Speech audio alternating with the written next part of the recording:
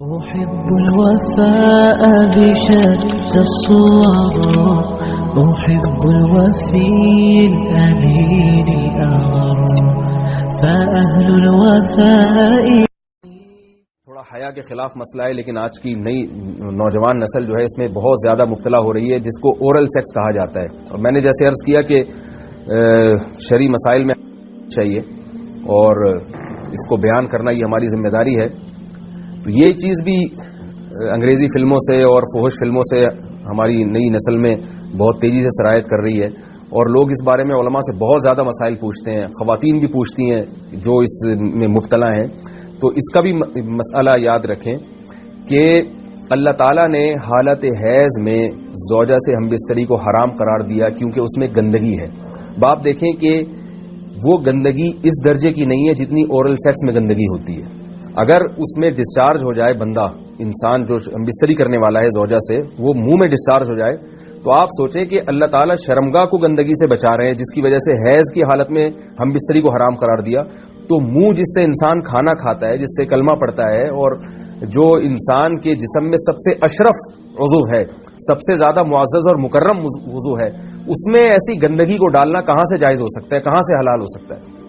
تو آج بعض متجدد قسم کے لوگ جو ہے نا اس کو حلال قرار دے رہے ہیں، تو یہ بالکل غلط ہے. تو یہ بات خوب ذہن میں رکھیں کہ اورل سیکس کے ذریعے اپنی خواہش کو پورا کرنا اس طور پر کہ ڈسچارج ہو جائے انسان عورت کے منہ میں، بیوی کے منہ میں، یہ بالکل حرام ہے، بالکل ناجائز ہے. کیونکہ منی ایک غلیظ اور ناپاک اور گندگی ہے اور ناپاک اور نجس چیز ہے. بعض حضرات یہ کہتے ہیں کہ منی پاک ہے، مگر یاد رکھیں منی کے پاک ہونے کے دلائل مضبوط نہیں ہیں، منی کے ناپاک ہونے کے دلائل بہت مضبوط ہیں.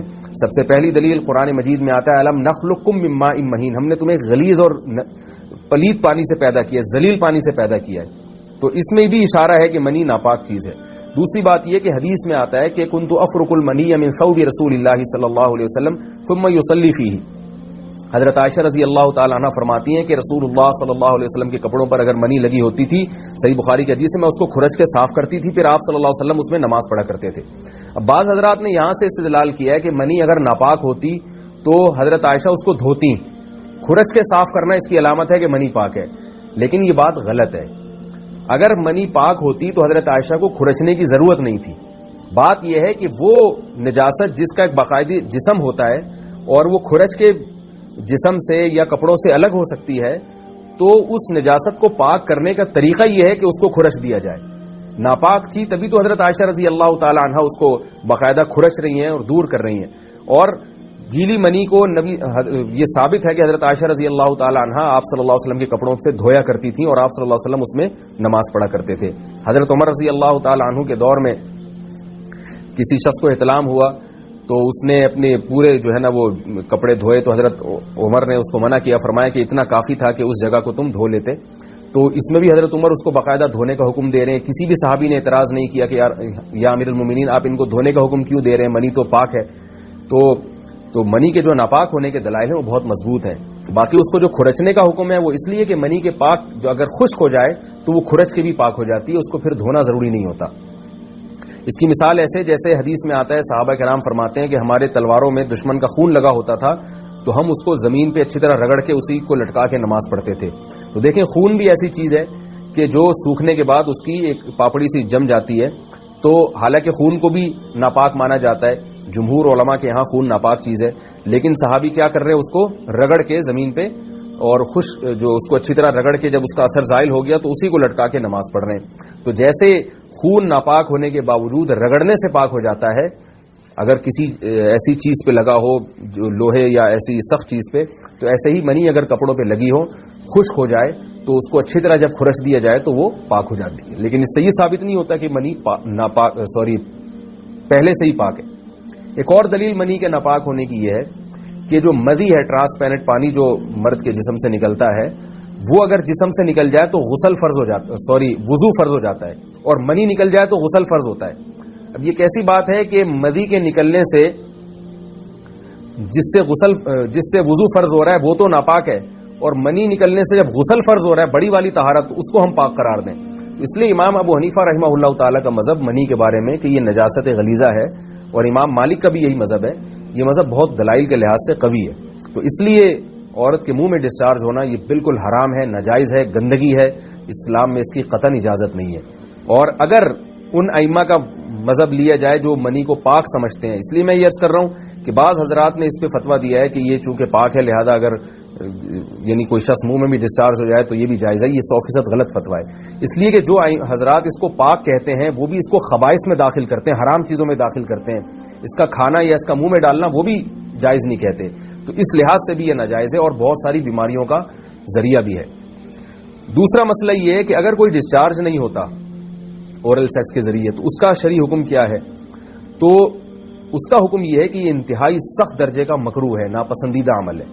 اور اس کے سخت درجے کے مکروہ اور حرام نہیں ہے لیکن بہت زیادہ ناپسندیدہ اور شریعت کے مزاج کے بالکل خلاف ہے. اور اسلامی کلچر میں اس کا کوئی تصور نہیں تھا.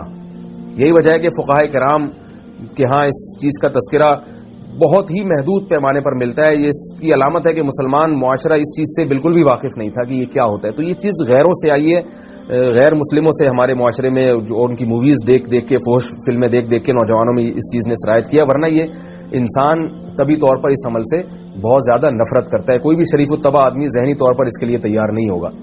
تو میں پھر بھی یہ کہہ رہا ہوں کہ بہرحال علماء اس کو ناجائز اور حرام نہیں سمجھتے، اس لیے کہ میاں بیوی ایک دوسرے سے جس طرح سے چاہیں استمتاع کر سکتے ہیں، لیکن سخت ناپسندیدہ بہرحال ہے اور مکروہ چیز ہے اور اس قابل نہیں ہے کہ اس کی حوصلہ افزائی کی جائے.